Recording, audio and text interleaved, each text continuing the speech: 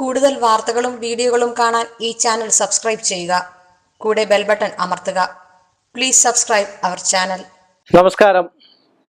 എല്ലാ മാന്യ പ്രേക്ഷകർക്കും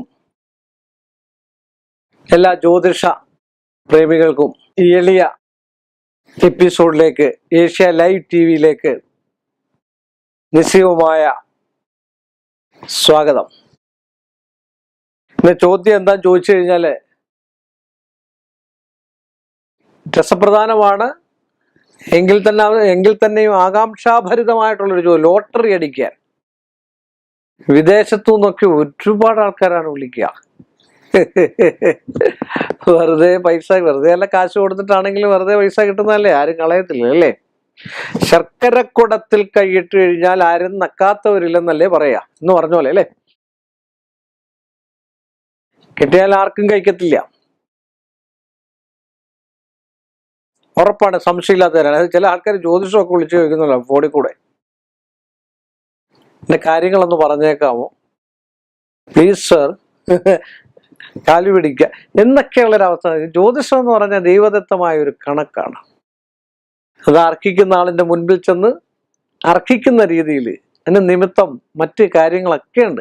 അങ്ങനെ ദൈവദത്തമായിട്ട് ഒരു ജ്യോതിഷം നോക്കിയെങ്കിൽ മാത്രമേ അതിന് പ്രയോജനം ഉണ്ടാവുള്ളൂ. അല്ലാതെ ഫോണിൽ കൂടെ വിളിച്ചിട്ടുണ്ട് നാളെ നമ്മൾ ചേരുവോ, അല്ലെങ്കിൽ എനിക്ക് ഇപ്പൊ എന്ത് ചെയ്യാൻ പറ്റുമോ, ഉടൻ ജോലി കിട്ടുമോ എന്നൊക്കെ ചോദിച്ചു കഴിഞ്ഞാൽ, ഗ്രഹനില സംബന്ധമായിട്ടുള്ള വിഷയങ്ങളാണെങ്കിൽ, ജാതകപ്രകാരമാണെങ്കിൽ എന്തെങ്കിലും ഉണ്ടെങ്കിൽ ജാതകം എടുത്ത് നോക്കി അതിനകത്തുണ്ട് എഴുതി വെച്ചിട്ടുണ്ടെങ്കിൽ.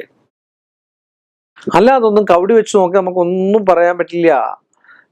സ്വർണ്ണാദി കാഴ്ചകൾ ഒന്നിക വെച്ചു മുമ്പിൽ ആകാംക്ഷത്തെ വഴി പോലെ പറഞ്ഞിടയണം. സ്വർണ്ണം എന്തെങ്കിലും കാഴ്ചകള് കവടിപ്പലകയിൽ വെച്ചിട്ട് പ്രേക്ഷകൻ വരുന്ന ആളിന്റെ ആകാംക്ഷ എന്താണ് കാര്യം സാധിക്കേണ്ടതെന്ന് പറയണം. നേരമാണ് ജ്യോതിഷൻ പലകമേൽ കവടി വെച്ച് ക്ഷീരം കൊണ്ടും ജലം കൊണ്ടും ഒക്കെ അതിനെ ശുദ്ധി വരുത്തി, ശുദ്ധവൃത്തിയോടുകൂടി ഭഗവാനെയും ഭഗവതിയെയും ഗുരു ഉപദേശിച്ചിട്ടുള്ള ആൾക്കാരെയൊക്കെ സ്മരിച്ച്, ഗുരുവിനെ യോഗീശ്വരന്മാരെയും ഗുരുവിനെ ഏറ്റവും കൂടുതൽ സ്മരിച്ച് ആ കവടിയിൽ തലോടി ഒരു രാശി എടുത്ത്, അപ്പോൾ വന്നിരിക്കുന്ന ഒരു ജ്യോതിഷ സംബന്ധമായിട്ടുള്ള ജ്യോതിഷൻ എന്ന് പറഞ്ഞാൽ പല കണ്ണുകൾ വേണമെന്ന, അവരുടെ ചലനങ്ങളെ, ദൃഷ്ടികളെ, മറ്റു കാര്യങ്ങളെ ഒക്കെ അവരുടെ നിമിത്തവും അവരുടെ ഇരിപ്പ്, നിൽപ്പ്, സ്വഭാവം ഒക്കെ അറിഞ്ഞിട്ടുണ്ട്. എന്നുവെച്ചാൽ പൊടുന്നനെ ഒന്ന് പറഞ്ഞിടിൽ അങ്ങനൊക്കെ ഉണ്ട്, പറയുന്നുണ്ട്. പെട്ടെന്നൊരു കാര്യം പറഞ്ഞാൽ ജ്യോതിഷൻ എന്ത് പറയണം. അതുപോലെ ഒരുപാട് ആൾക്കാർ ഇവിടെ ധൃതി വെക്കാറുണ്ട്, എന്റെ ഒന്ന് നോക്കിക്കോ. സ്വസ്ഥചിത്തനതായിട്ട്, ജ്യോതിഷം കൂടെ സ്വസ്ഥചിത്തനായിട്ട് ഇരുന്നെങ്കിൽ മാത്രമേ പ്രയോജനമുള്ളൂ. എനിക്ക് വീട്ടില് ഇന്ന ചെടിത്തൈ വെക്കാനുണ്ട്, ഇന്ന വൃക്ഷം നടാനുണ്ട് എന്ന് പറഞ്ഞ് ഓടി വന്നിട്ട് ഒന്നും ഒരു കാര്യമില്ല. അപ്പൊ നമ്മൾ പറഞ്ഞു വന്ന വിഷയം ലോട്ടറി അടിക്കാന്, അല്ലെങ്കിൽ നിധി കുംഭങ്ങൾ കിട്ടാന്, അല്ലെങ്കിൽ നിധിയായിട്ടുള്ള ധനം കിട്ടാന്, അർഹിക്കപ്പെടാത്ത വിഷയങ്ങൾ കിട്ടാൻ. അർഹിക്കപ്പെടാത്തതാണല്ലോ ലോട്ടറി എന്ന് പറഞ്ഞാൽ കോടീശ്വരനാകുക എന്നുള്ളതല്ലേ. അതാണല്ലോ ഇത് വിളിച്ച് ചോദിക്കുന്നത്. എങ്ങനെയെങ്കിലും ലോട്ടറി അടിച്ചെങ്കിലും രക്ഷപ്പെടുക എന്നുള്ള, അതാണ് നമ്മുടേതായിട്ടുള്ള മനുഷ്യന്റെ ആയിട്ടുള്ള ചിന്താഗതിയാണ്. സ്വാർത്ഥതയൊന്നും പറയത്തില്ല. ചിലരൊക്കെ അതുപോലെ കഷ്ടപ്പെട്ടിട്ടായിരിക്കാം കോടികൾ മുടക്കി ലോട്ടറി എടുത്ത് നഷ്ടപ്പെടുത്തുന്ന ആൾക്കാരും ഉണ്ട്, ഇല്ലെന്ന് ഞാൻ പറയുന്നില്ല. വീണ്ടും എല്ലാത്തിനും ഒരു ലഹരിയാണ്, എല്ലാം ലഹരിയാണ്. വികാര മോഹങ്ങളും ഒക്കെ എല്ലാം ലഹരികളാണ്. അപ്പൊ അങ്ങനെ കിട്ടാനാണ് ഞാനിപ്പോ മദനമേഖല യക്ഷിണി മന്ത്രങ്ങൾ എന്ന് പറഞ്ഞ മന്ത്രമുണ്ട്.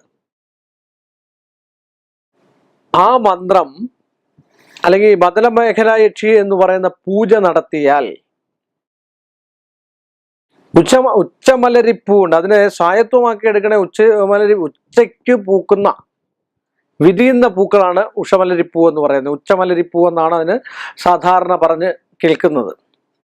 ആ വൃക്ഷത്തിന്റെ ചുവട്ടിൽ നിന്ന് ജപിക്കുകയും ആ വൃക്ഷത്തിലെ പൂക്കൾ കൊണ്ട് ഇഷ്ടംപോലെ കിട്ടും. നമുക്ക് ഇഷ്ടംപോലെ ഇവിടെയൊക്കെയുള്ള സാധനമാണ്.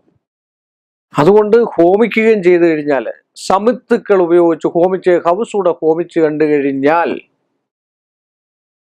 ആ പ്രേക്ഷകന്, ആ ഉദ്ദേശിക്കുന്ന ആളിന് ആ ഒരു നിധി കുംഭം, അല്ലെങ്കിൽ ഒരു നിധി, അല്ലെങ്കിൽ ഒരു ധനം, അല്ലെങ്കിൽ ഒരു ലോട്ടറി, അല്ലെങ്കിൽ ഒരു ഭാഗ്യം, അത് കെടാതെ ഒരു നഷ്ടമില്ലാതെ ഗ്രഹനിലയുടെ പ്രശ്നം വെച്ച് നോക്കിയതിന് ശേഷം വേണം. അങ്ങനെയുള്ള യോഗമുണ്ടോ? യോഗമുള്ളവർക്ക് കേട്ടില്ല കാര്യമുള്ളൂ. ശരീരം ഉണ്ടല്ലേ മനസ്സുണ്ടാവുള്ളൂ, മനസ്സുണ്ടല്ലേ ശരീരം ഉണ്ടാവും എന്ന് പറഞ്ഞ പോലെ യോഗം കൂടെ വേണം. ആ യോഗം കൂടെ ഉള്ളവർക്കേ പറ്റുള്ളൂ. വെറുതെ ലോട്ടറി എടുത്തിട്ടൊന്നും കാര്യമൊന്നുമില്ല. ജീവിതത്തിൽ അടിക്കാത്ത ആൾക്കാരില്ലേ? ഉണ്ട്, സംശയമില്ലാത്ത. എന്നാൽ അടിക്കുന്ന ആൾക്കാരില്ലേ? അടിക്കുന്ന ആൾക്കാർ ഇതുകൊണ്ട് രക്ഷപ്പെട്ടിട്ടു നിങ്ങളൊന്ന് ആലോചിച്ച് നോക്കാം. ഇത്രയൊക്കെ പറഞ്ഞുകൊണ്ട് ഈ എളിയ മനുഷ്യന്റെ ഈ ചെറിയ എപ്പിസോഡ് ഇവിടെ അവസാനിപ്പിക്കുന്നു. വീണ്ടും നമ്മൾ തമ്മിൽ കാണുന്നവരെ എല്ലാ മാന്യ പ്രേക്ഷകർക്കും എൻ്റെ നിസ്സീമമായ നന്ദിയും കടപ്പാടും. കൂടുതൽ വാർത്തകളും വീഡിയോകളും കാണാൻ ഈ ചാനൽ സബ്സ്ക്രൈബ് ചെയ്യുക. കൂടെ ബെൽ ബട്ടൺ അമർത്തുക. Please subscribe our channel.